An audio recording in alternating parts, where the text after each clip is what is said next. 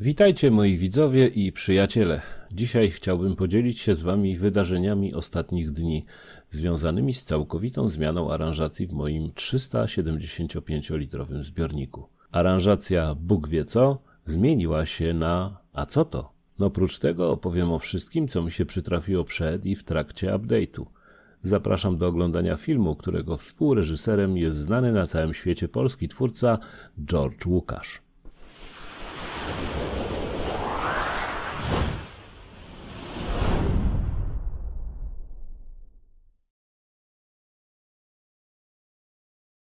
Kanał Mosarta jest wspierany przez widzów. Aby go wspomóc, skorzystaj z linków w opisie pod filmem. Akwarium 375 litrów przez długi czas stanowiło dla mnie tak zwaną hydrozagadkę. Jedyne co przy nim robiłem, to czasem przyciąłem rośliny, czasem podmieniłem wodę, a najczęściej po prostu tylko dolewałem wodę, aby uzupełnić to, co wyparowało. Nie wiem, czy i wam zdarzają się takie napady niechęci do robienia czegokolwiek przy swoim zbiorniku. Może tylko ja tak mam. Nie wiem. Może dowiem się z waszych komentarzy. U mnie takie zniechęcenie praktycznie trwało jakieś 2 lata. Wiedziałem, że muszę przy akwarium zrobić to i tamto, ale zawsze miałem jakąś wymówkę, żeby nic nie robić. A jak już tego dzisiaj nie zrobiłem, to mówiłem sobie, że zrobię to jutro. I czas mijał.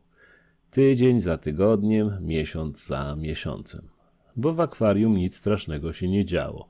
Więc nie było jakiegoś bodźca, żeby ruszyć dupsko i zanurzyć łapy tak całkiem na poważnie. Bo wyciągnięcie jednego listka się chyba nie liczy jako poważna praca akwarystyczna. Mniej więcej raz do roku po wewnętrznej wojnie czyściłem filtr. Przed czyszczeniem filtra już miesiąc wcześniej byłem chory, że muszę to w końcu zrobić. Ale to tak jest, jak jedynym efektem brudnego filtra jest trochę zielonych kropek na anubiasach. Generalnie akwarium pomimo braku mojego zaangażowania było dość zdrowe. Te ryby, które pływały, żyły i zachowywały się normalnie. Rośliny rosły i zarastały zbiornik. I nie wmawiałem sobie tego, bo po prostu to było bardzo widoczne. Szczególnie moja hygrofila korymboza dawała ostro w palnik i wyrastała nawet na tafle wody. Jej wyrastanie jest połowicznie atrakcyjne, ponieważ atrakcyjna jest jej górna połowa, bo wyrosła nad taflę i wystaje. I się ludziska gapią, wzdychają i podziwiają jej część nadwodną. Dolna połowa już tak atrakcyjna nie była. Jak ludziska tam zaglądali, to jakby lekki odruch wymiotny można było na ich twarzach zauważyć, bo w akwarium zostawała praktycznie goła łodyga. Bo na co roślinie podwodne liście, jak z nadwodnych czerpie światło?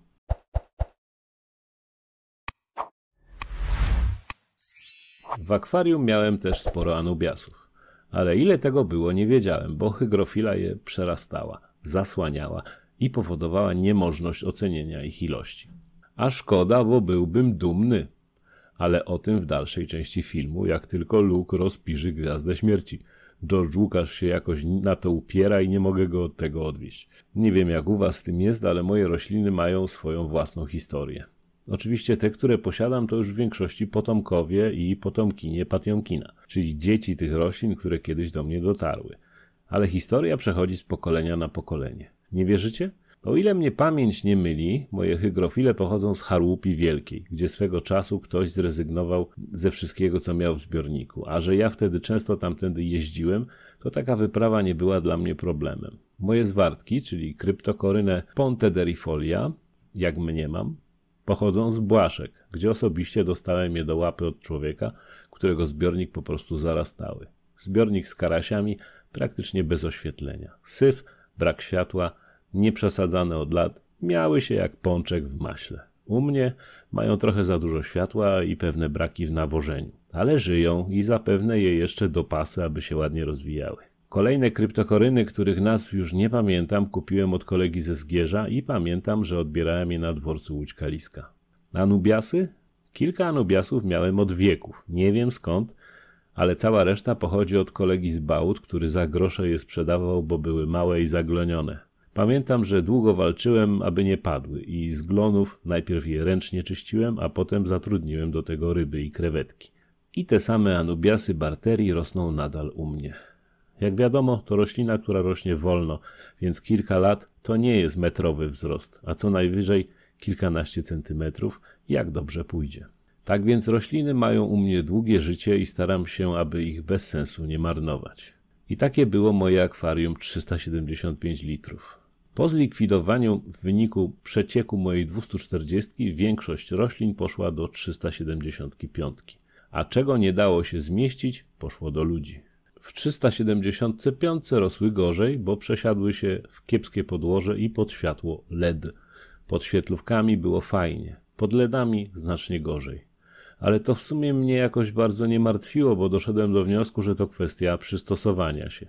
Niestety niespecjalnie się o tym przekonałem, bo z ryb dostałem 4 karasie, z których 2 żyją do dzisiaj.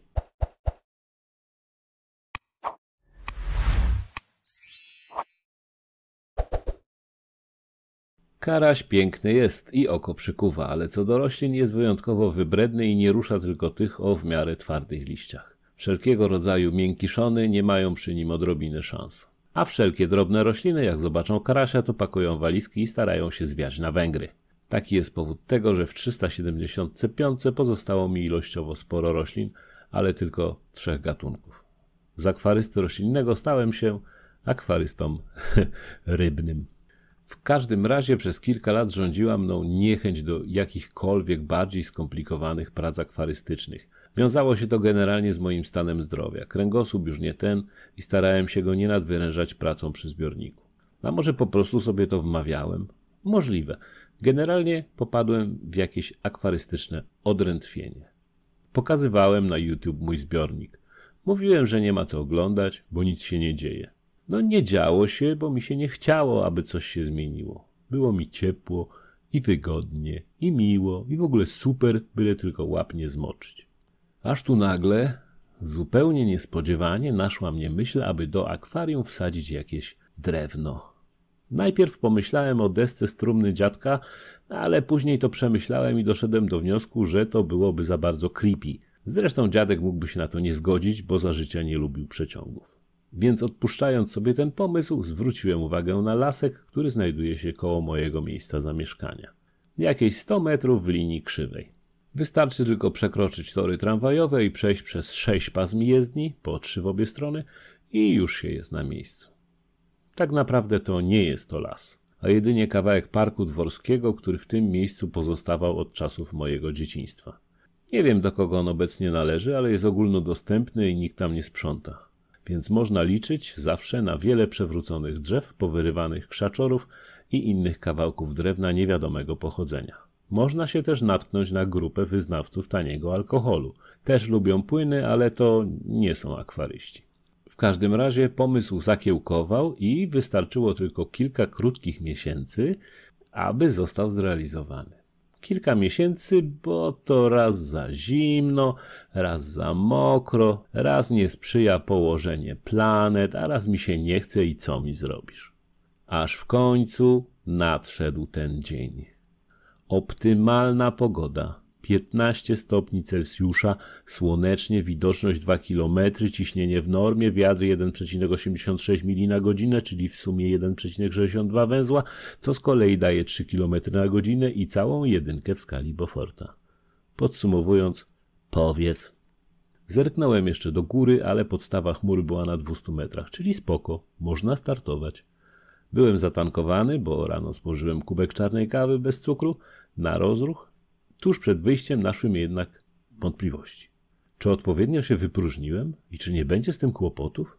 Ale biorąc pod uwagę, że muszę przejść 100 metrów, uznałem moje wątpliwości za całkowicie nieuzasadnione. Mimo to poszedłem na siku. Okej, rozumiem, że to już nie wszystkich interesuje, więc nie będę się wdawał w szczegóły.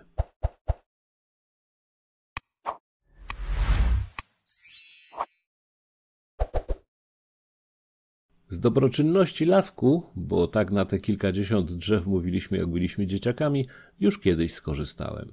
Przytargałem do domu przepiękny korzeń, który możecie zobaczyć w jednym ze starszych filmów. Przytargany korzeń trafił wtedy do akwarium 200 litrów. Pamiętam jak dzisiaj, że zanim tam trafił inteligentny Mossart, ciął go z góry na dół na pół za pomocą zwykłego brzeszczota nieumieszczonego w żadnej pile. Wtedy byłem naprawdę hardcorem. 3 dni spędziłem na podłodze w przedpokoju, piłując jak wściekły ten kawałek twardego korzenia. Piłowałem, aż przepiłowałem i korzeń trafił do akwarium. Żebyście widzieli, jak tym faktem zdziwione były robaki, które mieszkały w korzeniu. Żartuję oczywiście. Korzeń nie został całkowicie wymoczony, bo nie miałem na to miejsca w domu, ale skutecznie został wielokrotnie sparzony wodą i zalany solanką, na tyle, na ile to było możliwe.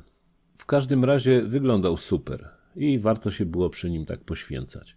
Potem, jak 200 litrów się rozpadło na części, korzeń trafił do 375 litrów.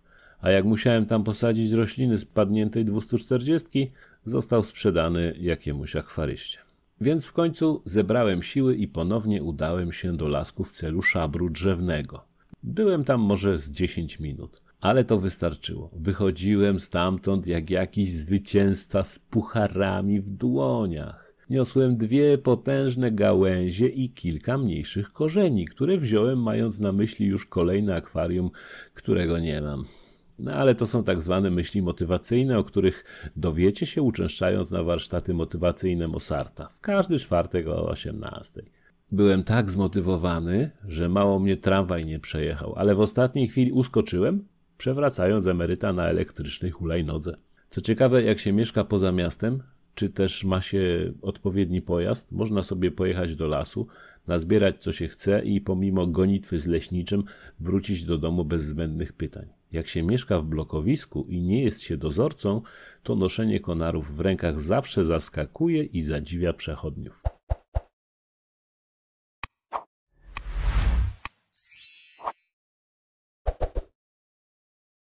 Zadziwia i zaskakuje do tego stopnia, że często ich wewnętrzna ciekawość zostaje wyartykułowana paszczowo, w formie pytania: a na co panu to drewno? Ponieważ to już kolejny raz, kiedy niosłem korzenie i gałęzie, byłem na to przygotowany. Ale pomimo prób ominięcia osób, które w tą piękną pogodę spacerowały koło ruchliwej ulicy, wdychając zbawcze spaliny, nie udało mi się tego pytania nie usłyszeć. Ale byłem gotów. Jakieś 2 panienki w wieku nieustalonym oczywiście musiały to zrobić. Zapytały: a na co panu to drewno? Oczywiście do kominka, odpaliłem bez zająknięcia.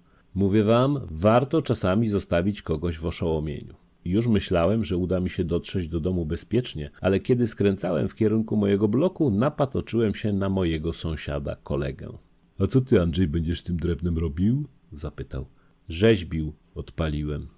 Mówię wam, 2-0, podwójne oszołomienie to już ogromny sukces. Mimo wszystko, kiedy zamykałem za sobą drzwi mieszkania, poczułem ogromną ulgę. Mniejsze korzenie wylądowały w wannie, a gałęzie też, ale w sumie dlatego, żeby kot się po nich nie wspinał w przedpokoju. Najpierw wszystko porządnie umyłem z piasku, zanieczyszczeń i wszystkiego, co się dało zmyć wodą. Potem stwierdziłem, że korzeniami nie warto się obecnie zajmować, bo i tak nie mam ich gdzie wsadzić, więc wyleciały z wanny do pojemnika na parapecie i czekają na kolejny zbiornik. Natomiast gałęzie postanowiłem zatopić w akwarium. I tu wystąpił pewien niewielki problem. Po próbie przypasowania do zbiornika okazało się, że jedna spokojnie tam wejdzie, ale druga niestety nie. Czyli oprócz czyszczenia doszło jeszcze przycinanie konara. Oczywiście przycięcie takiego kawałka gałęzi nie sprawia jakichś wielkich problemów. Problemem jest koncepcja. Jak to ma w akwarium wyglądać? Jak stać? W którym kierunku odwrócone? Żeby zmniejszyć sobie ilość drewna w wannie, pasujący kawałek gałęzi wrzuciłem po obrobieniu do akwarium. I niech sobie tonie. Na razie nie chciałem go zatapiać na siłę, natomiast drugi, ten większy, wylądował z powrotem w przedpokoju i 2 dni spędziłem kombinując, jak ma być ustawiony. Aż w końcu, po jakimś olśnieniu, już wiedziałem, jak go ustawić i jak przyciąć. 2 dni to sporo, ale dawno niczego do akwarium nie pakowałem. Przyciąć jest łatwo, ale jak po przycięciu będzie nie tak jak chciałem, to potem sztukowanie może nie wyjść, a gałąź jest jedna i niespecjalnie będzie tolerowała moje pomyłki.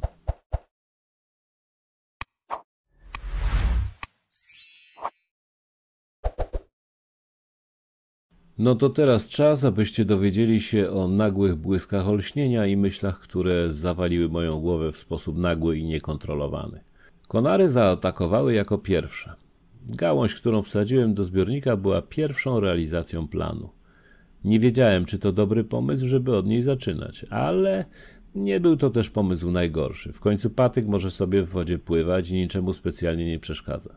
Może nie wygląda super, bo nie jest w miejscu, gdzie ma być.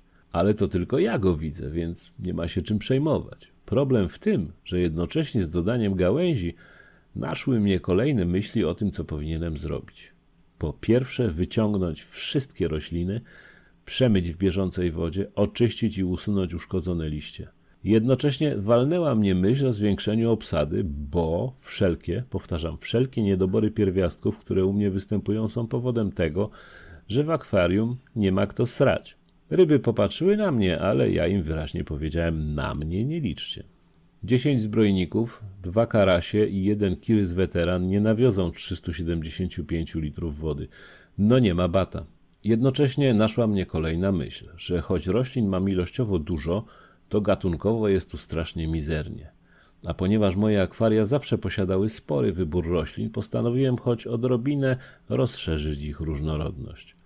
Oczywiście zapowiedziałem sobie, że tylko twarde rośliny, bo karasie innym dadzą radę. A jak wiadomo, zapowiedzi Mosarta są oka dupy rozbić. W tym całym zamieszaniu myślowym na ekrany Multikin wszedł mój kolejny film 375 litrów Last Look, czyli ostatni rzut oka na zarośnięty pod sufit zbiornik. Tam wspomniałem o braku ryb i roślin, które u mnie sobie dadzą radę. No ale to było tylko wspominanie. Oczywiście jak mówię, że nie będę nikogo prosił o pomoc w realizacji moich planów, to można mi z góry nie wierzyć. Bo dzień po premierze filmu dałem ogłoszenie na YouTube, Facebooku i Bóg wie gdzie jeszcze. Nie wiem, czy na latarniach nie powiesiłem. Muszę pomyśleć. Tak czy siak na ogłoszenie odpowiedział jeden z akwarystów, pan Wojciech Cieśliński. Zaproponował mi trochę gupików i trochę roślin. Oczywiście proponował więcej ryb, ale bałem się brać na rybek do zbiornika z karasiami. Nie chciałem, żeby były ich pokarmem. W każdym razie pan Wojciech przyjechał do mnie i osobiście wręczył mi słoik z gupikami oraz worek z kilkoma roślinami. Niefortunnie kilka z tych roślin wydawały mi się za miękkie i delikatne dla moich karasi.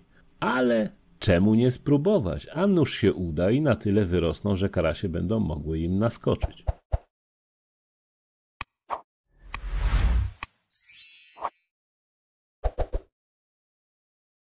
Także jeszcze raz bardzo dziękuję panu Wojciechowi Cieślińskiemu za odzew i podzielenie się rybami i roślinami. Przy okazji nadal szukam ryb, więc jakby co, to pukajcie w szybkę. A teraz o chronologii słów kilka. Na początku był wielki wybuch. Nie, pomyliły mi się chronologie. Najpierw pokazuję akwarium w starym wystroju. Potem lezę do lasku i z konarami wracam do domu. Jeden z nich ląduje w akwarium, w tym starym. Na to przyjeżdża pan Wojciech i przywozi ryby i rośliny. Mossart chciał oczywiście zrobić tak, żeby nowe ryby i jakieś rośliny trafiły już do zbiornika, który jest ogarnięty. No ale oczywiście dając ogłoszenie nie myślałem, że będzie tak szybki odzew, więc próbowałem znów oddalić od siebie całą operację z wyciąganiem roślin. Tak, jestem leniem. Ale to też jest tak, że chciałem dobrze. Umówiłem się z kolegą, że pojedziemy na niedzielną giełdę, a tam za pieniądze oszczędzone na jedzeniu i lekach miałem zakupić trochę ryb i roślin. Więc zaplanowałem sobie, że jak w niedzielę giełda, to w sobotę, czyli dzień wcześniej, wyciąganie i mycie roślin.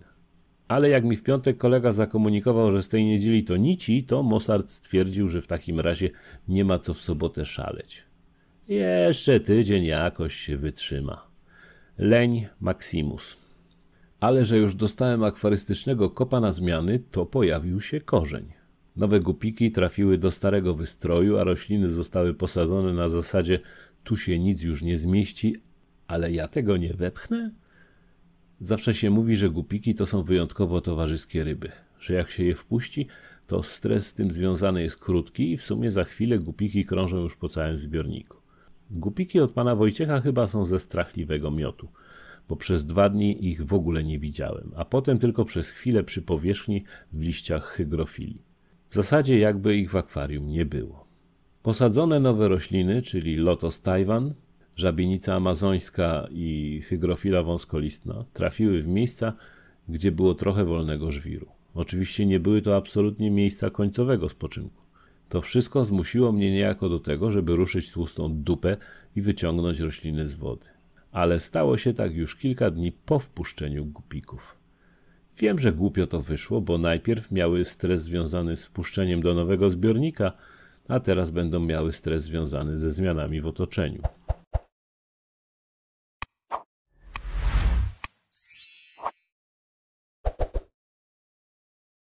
Ale jak już w moim mózgu zderzyły się te dwie kulki odpowiedzialne za działanie, to postanowiłem tego nie marnować i gdzieś tak w połowie tygodnia wyrwałem chwasta. Wyciągnąłem wszystkie hygrofile, wszystkie drobne anubiasy i wszystkie nowe rośliny. Zostawiłem tylko kryptokoryny, bo one nie lubią przesadzania nawet w tym samym zbiorniku. Cała reszta poszła do wiader, misek i pojemników, a wszystko to wylądowało w wannie. Jak wyciągałem rośliny, zobaczyłem, jak w gęstwinie hygrofil porosły moje anubiasy. Trochę glonów na liściach było niczym w porównaniu do tego, co było kiedyś. W każdym razie ilość anubiasów wywołała uśmiech na mojej twarzy. Potem się okazało, że to był połowiczny kurcz twarzy, a nie uśmiech. Cóż, bywa. W każdym razie postanowiłem tych wielkich anubiasów nie wyciągać. Jak zauważyłem jakiś liść, który był nieładny, żółty albo uszkodzony, to wycinałem go w akwarium, bo wystarczyło mi roboty z tymi roślinami, które miałem w wannie. Proces czyszczenia przebiegał w miarę sprawnie. W sumie podobnie jak przycinka wszystkich hygrofil, bo przyciąłem je wszystkie. Usunąłem im kawał łodygi wraz z korzeniami. W sumie, jakbyście chcieli kombinować, to tak przycięta roślina stanowi 2 sadzonki, bo same korzenie wraz z kawałkiem, nawet krótkim łodygi, można swobodnie posadzić i taki kikut z pewnością odbije. Może nawet szybciej niż przyjmie się ta ładna sadzonka z liśćmi, bo ona musi dopiero wypuścić system korzeniowy. Ja korzenie powywalałem, bo i tak miałem wystarczająco dużo sadzonek liściowych. Małe anubiasy również maksymalnie oczyściłem, najbardziej zaglenione liście usunąłem, tak samo postąpiłem z korzeniami. Tam, gdzie kłącze wydawało się martwe, też ciachałem po całości. Ale z anubiasami należy postępować ostrożnie, bo jak się odetnie jeden liść, to pobudzi anubiasa do wypuszczenia następnego. Ale jak mu się utnie 10 i zostawi jeden, to może nie dać sobie rady i paść. Oczywiście reguły na to nie ma. Wszystko zależy od warunków i zasobności kłącza. Niemniej należy postępować ostrożnie. Kiedy uporałem się już z tą męczącą dość robotą, przyszedł czas na ponowne sadzenie w wyjątkowo przemyślanych miejscach. Przemyślanych, bo był plan. On co prawda zrodził się w mojej głowie na 10 minut przed sadzeniem, ale był i tylko to się liczy. Jeszcze zanim wziąłem się do sadzenia, wymieniłem część wody w akwarium. Wymiana była połączona z odmulaniem, szczególnie tego miejsca, gdzie wcześniej rosły anubiasy i nie było nawet możliwości na odmulanie tego terenu. Po odmulaniu posadziłem te anubiasy, które pozostały w akwarium. Dużo słów niecenzuralnych wtedy padło, bo mały anubias jest jakiś taki poręczniejszy w sadzeniu. Większe są oporne, próbują uciekać, czepiają się jeden drugiego, marudzą w sprawie wskazanego im miejsca. Normalnie anubiasowy Armagedon.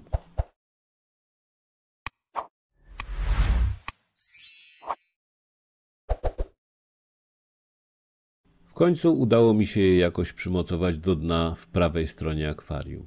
Anubiasy sadzimy korzeniami do podłoża, ale nigdy nie zakrywamy podłożem kłącza. To jest pierwsze i jedyne przekazanie miłośników anubiasów. Kłącze zawsze w wodzie, a nie w podłożu. Korzenie mogą być w podłożu albo luzem w wodzie, jeśli mocujemy anubiasa ponad gruntem. Kiedy te największe, rzekłbym mateczne anubiasy zostały posadzone, przyszła pora na hygrofile. Tu postąpiłem jak rasowy akwarysta z akwarium holenderskiego. Posadziłem z tyłu wyższe, z przodu niższe i po posadzeniu stwierdziłem, że i tak się wyrównają, więc nie było co tak kombinować. Mają za szybki wzrost. Powinienem niższy rząd posadzić jeszcze niżej.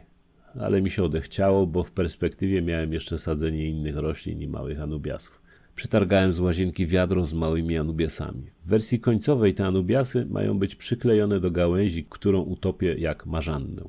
Ale póki nic nie utonęło, a ja i tak nie mam kleju, to nie ma co się spinać i trzeba te anubiasy posadzić w podłożu.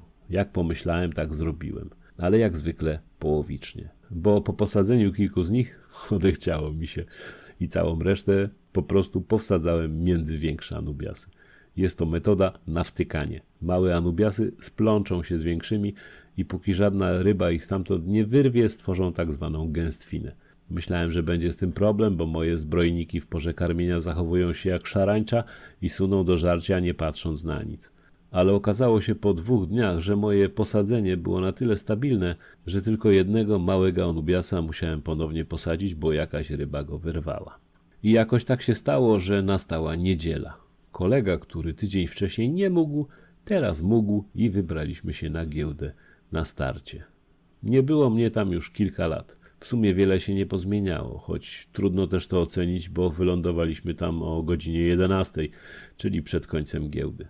Wcześniej rozbiłem świnkę, z czego nie była zadowolona, i wyciągnąłem ostatnie zaskórniaki. Także dysponowałem jakąś oszałamiającą kwotą pieniędzy. Wśród nich były też węgierskie forinty i marki z byłego NRD. No cóż, świnka była wiekowa.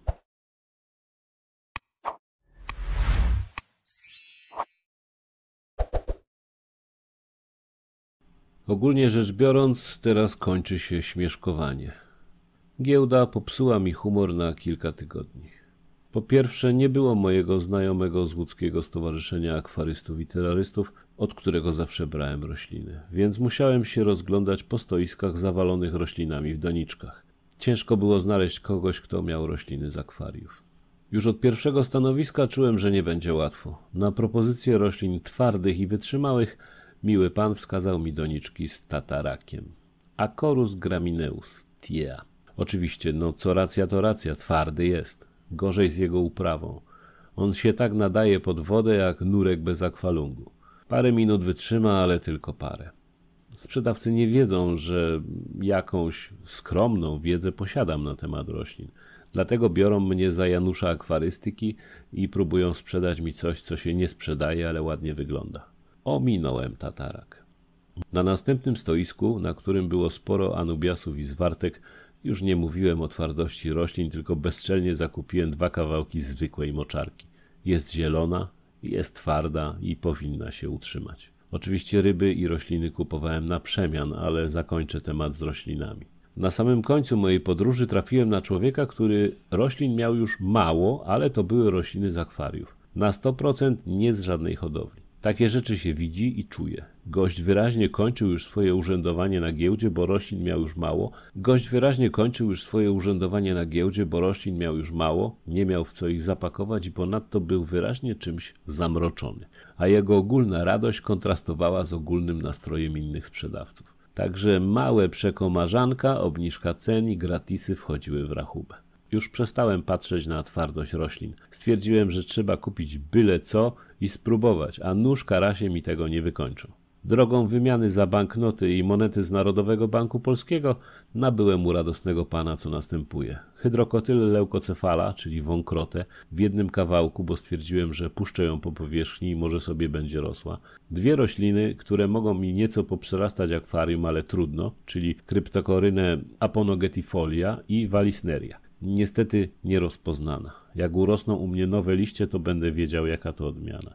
Do tego dostałem jakiegoś prostego łodygowca z ogromnym ryzykiem, że moje ryby go załatwią. I tyle było zakupów roślin na giełdzie. Tu wydarzył się mały wypadek, bo okazało się, że nic o tym nie wiedząc, dokonałem u radosnego pana kradzieży. Smutno mi z tego powodu i przepraszam. Pakując mi jakąś roślinę, pan nie zauważył, że do korzenia był przyczepiony kawałek mchu. Nie zapłaciłem za niego, więc niestety jestem wstrętnym złodziejem i jest mi z tego powodu bardzo przykro, mea culpa.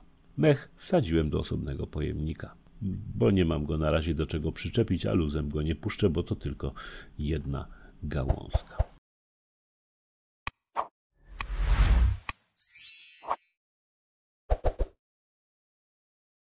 Tyle o roślinach, które wylądowały jako uzupełnienie mojego zbiornika.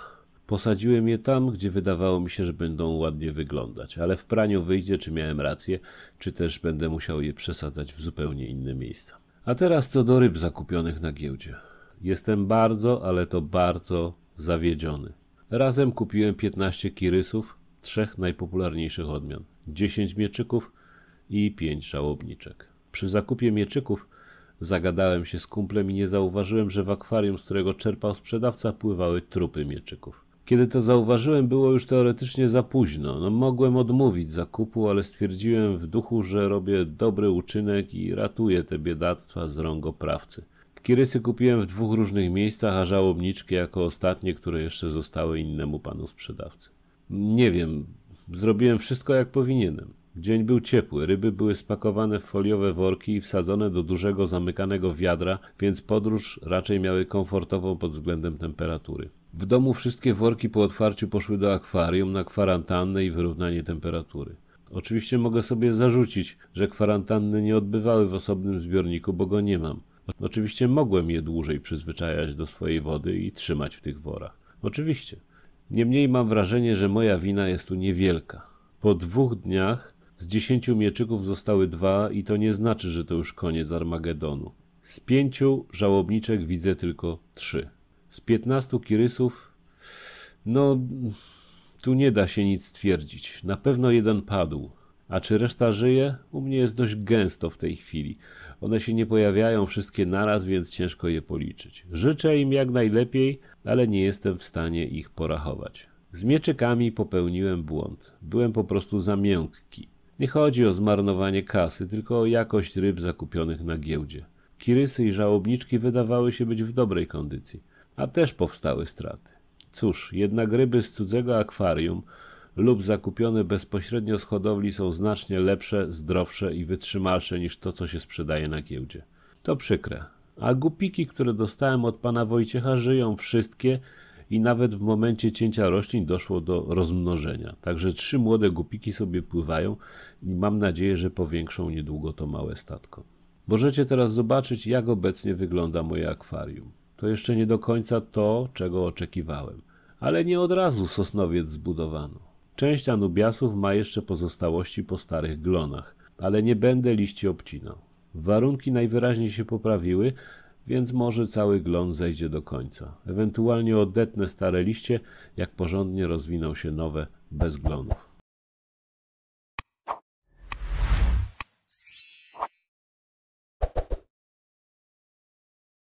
No i tyle miałbym do powiedzenia w tym filmie. Mam nadzieję, że nikogo nie zanudziłem. Jakby co, to z chęcią przyjmę jakieś proste ryby z wyjątkiem pielęgnic. Rośliny też. Jak ktoś jest z Łodzi i akurat będzie coś ciął i wyrywał, to zamiast wywalać do kosza, poprosiłbym o kontakt.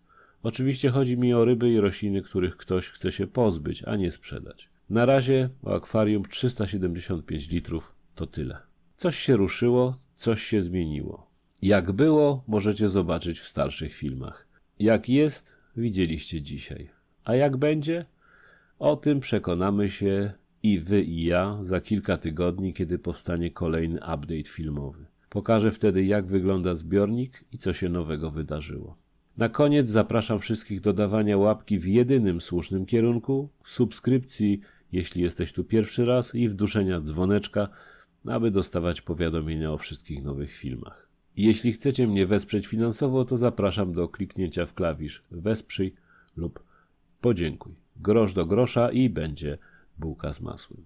Oprócz tego można kliknąć w linki do wsparcia, które są w opisie pod filmem. Tam też znajdziecie wszystkie moje playlisty, jak i linki do moich mediów społecznościowych i innych kanałów. Wszystko widać na załączonym obrazku. Dziękuję wszystkim za oglądanie i dobranoc. A mówiłem, że zanim cokolwiek w akwarium zrobiłem, to założyłem tło? Nie mówiłem? No to mówię. Akwarium ma tło z rolki, a sponsorem jej jest producent Jan Zbędny. To jeszcze raz. Dobranoc.